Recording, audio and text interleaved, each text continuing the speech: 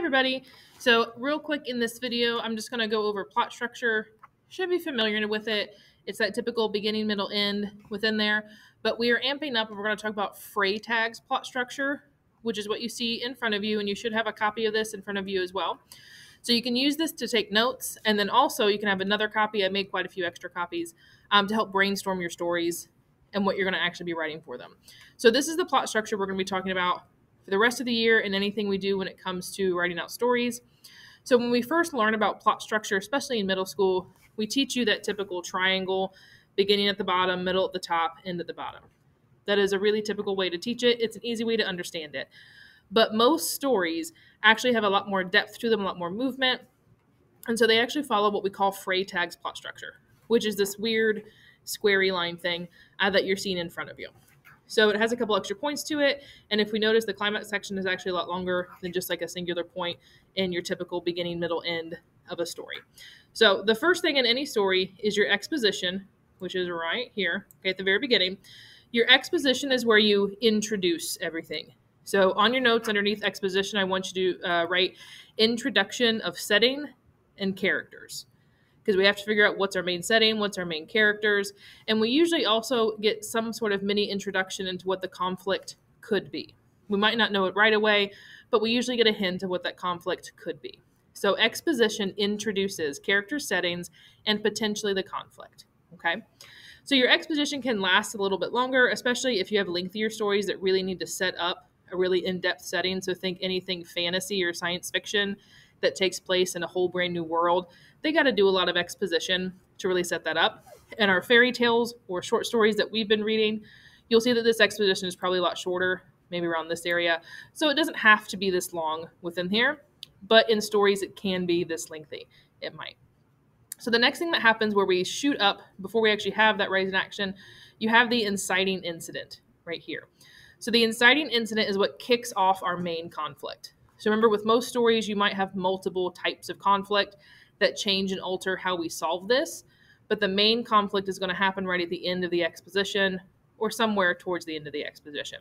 So it incites the main conflict. So underneath that, I want you to put incites the main conflict, and it sets the story off. The rising action is where we have a lot of our mini conflicts, okay, that might start to make our main conflict more difficult, or it's where we see the impact of our main conflict and how our main character is trying to solve it, or what's happening to our main character as this conflict is going on. So this rise here is the results of the main conflict. It's the results of that inciting incident, okay? Nothing is ever solved here. It's usually made worse and made more difficult, okay? So rising action is the results of that inciting incident. Then from that, you have your climax. Okay, so in typical stories, they put it right directly in the middle. That's how we teach you in middle school. It's your turning point. So next to this, I'm ready to put the turning point or everything changes.